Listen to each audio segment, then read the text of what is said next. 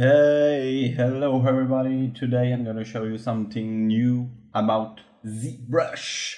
You know ZBrush, this is very impressive little software, about graphism, about nothing.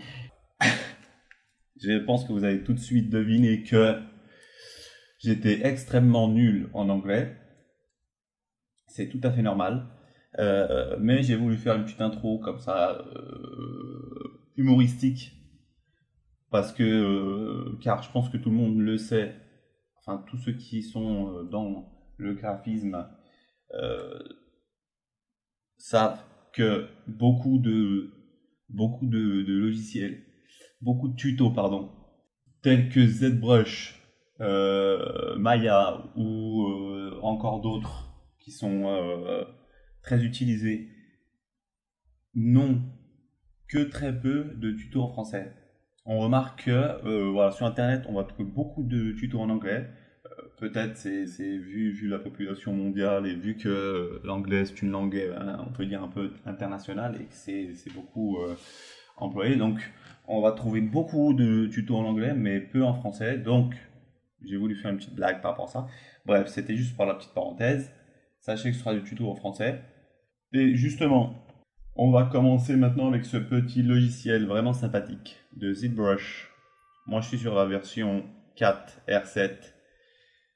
Une version, au moment où je vous parle, il y a la R8 qui est sortie. Bon, toujours des améliorations qui viennent dans les mises à jour, chaque année, enfin tous les ans ou tous les années et demie.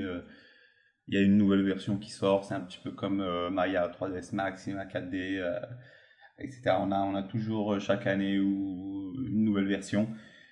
Donc ici sur cette version 4 R7, vraiment optimisée, vous pourrez créer des sculptures, des personnages, des robots, ce qui vous vient à l'esprit, et le mettre justement dans une image, que ce soit une image 2D, une image 3D, que ce soit du décor, des personnages.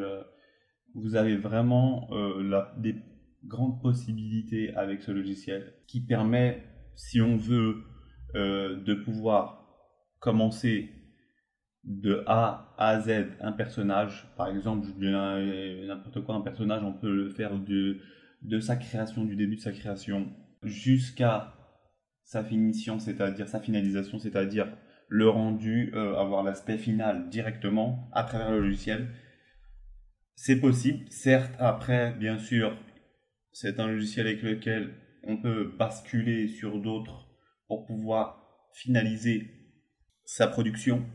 C'est-à-dire que voilà, si on est sur une image, par exemple d'un personnage, on l'aura mis en pause, etc. dans le logiciel, on le bifurque après cela sur Photoshop. Si c'est une illustration, par exemple 2D, on le bifurque sur Photoshop, et après on finalise sur Photoshop notre image, ou sur un autre logiciel, ou si c'est 3D, on peut envoyer ça. Si c'est un personnage pour l'animation, on peut envoyer ça sur 3ds Max, Maya ou d'autres logiciels 3D, afin de pouvoir continuer à travailler. Et il y aura ce va-et-vient constant, bien sûr, afin de pouvoir modifier, améliorer à tous les échelles, à tous les niveaux, votre création. Donc, commençons tout de suite avec ce logiciel. Voilà, bon, on est sur l'interface de base, là, au démarrage. On a plusieurs choses là qu'on va pas trop évoquer, c'est juste une petite intro du logiciel afin qu'on puisse commencer à démarrer. Voilà, bon, ici on a les projects qui sont ouverts. Voilà, ça c'est des choses qui sont fournies avec le logiciel. Bon, si vous voulez voir, vous pouvez les charger afin de voir un petit peu ce que ça fait. Maintenant, quelque chose de très basique, on va commencer. Ouvrir un nouveau document. Donc je vais dans Document, New Document, classique. Hop, voilà. Ici je fais Hide bien sûr pour enlever ça. J'ai un New Document qui s'est chargé derrière moi. En général, ce que peut trouver chez les gens qui bossent justement là-dessus, c'est qui vont dans document, dans back, on voit ici à ce niveau-là le range, le réduire au maximum pour avoir quelque chose de gris complet, afin de, bon voilà, reposer ses yeux. Bon, c'est ce sur quoi des fois les gens travaillent. Bon, c'est pas forcément obligatoire, vous pouvez changer, y a pas de souci. Ça, c'est le début pour un nouveau document. Maintenant, charger. Je veux charger, voilà, une forme de base primitive. Il y a plusieurs façons.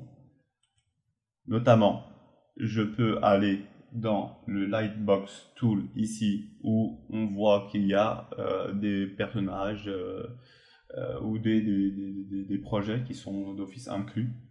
Ça, c'est ici. Je peux aller sur Load pour loader des choses que j'ai déjà créées.